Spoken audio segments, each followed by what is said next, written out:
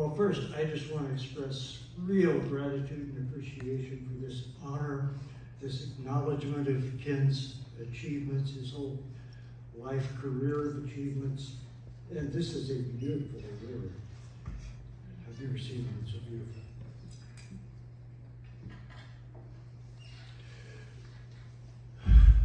Beauty is truth, and truth, beauty. That's all you know on earth, and that's all you need to know. That was written about 200 years ago by the British poet John Keats. But Ken could have written that too, because I think that neatly sums up his whole outlook, his approach to life, his philosophical credo is just go with the truth. So he could have written it, but I'm sure he at least read it, because he was a philosophy major at UC Berkeley until he realized that studying animals was way more interesting than any human philosophy.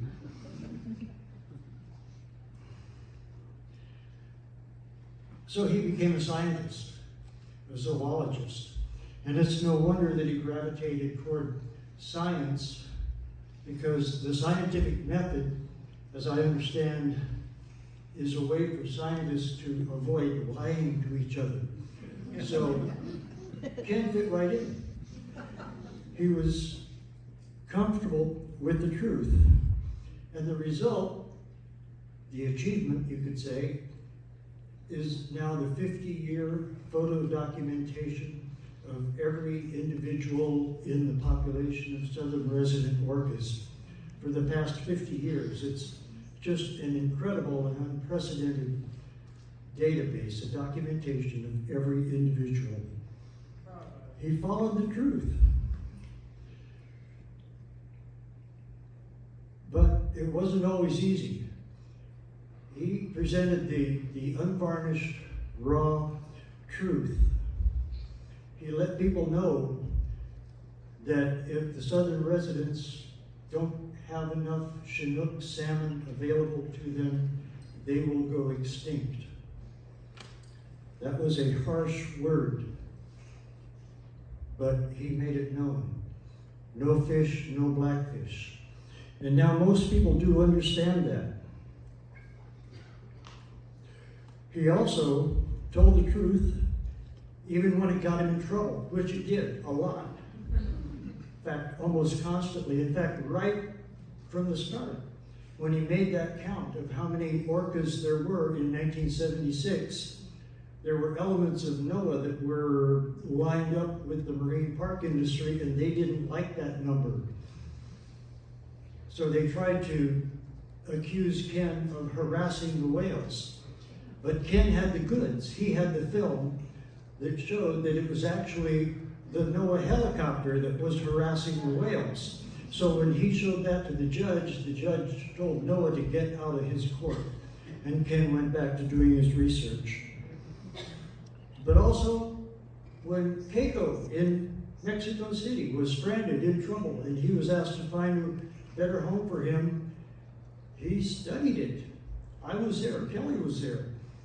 He spent that whole summer of 1993 studying every record of every release.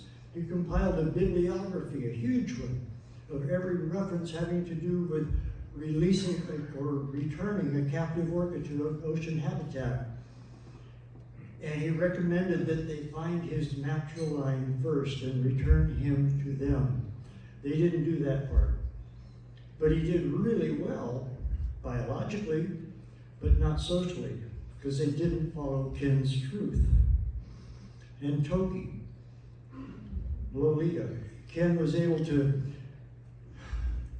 recruit the Secretary of State Ralph Monroe, the Governor Mike Lowry, to announce the launch of the Lolita campaign, because Ken knew his truth was she could come home anytime and she would be comfortable here. She would be at home.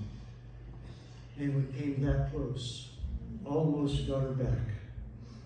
And when beaked whales, more than a dozen of them, washed up on his beach in the Bahamas, and he knew the Navy had something to do with it, he told the world, and that started a long, drawn-out series of court cases and hearings and media. He was dragged through the coals. He really had a horrible time, but as a result, the Navy finally admitted it, and now they have to write an EIS every time they do exercises. That was his truth, and he finally proved it. And when J-Pod, of course, was blasted by Navy sonars right in front of the Center for Whale Research while Ken watched and listened in real time, again, it was the Navy. He had depended on them, and he did, even though he was a proud Navy officer. That was the truth. The Navy did that. He had to say it. He wasn't real happy about titanium sat tags, the barbed hooks that go into the whales. The data's great, but the harm to the whales, Ken didn't like that. He spoke out, let people know. It cost him some friends. And when L-95 died of the wounds from his sat tag, it ended. That was his truth, and it was true. And of course, starting especially when J-28 died in 2016, and so Ken got behind the Snake River Dam breaching campaign, that cost him a lot. A lot of people turned their backs on him from that. But he was right. We still need to bring down those 4 Snake River dams.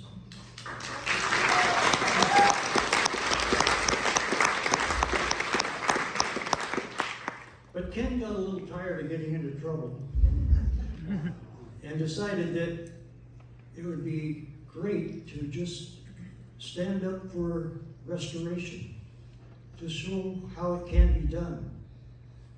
And so he bought a little piece of paradise on the Elwha River to demonstrate that restoration really can work. And that's what we should point to, is bringing back those salmon. So, I guess Ken just always saw the beauty in truth. Thank you.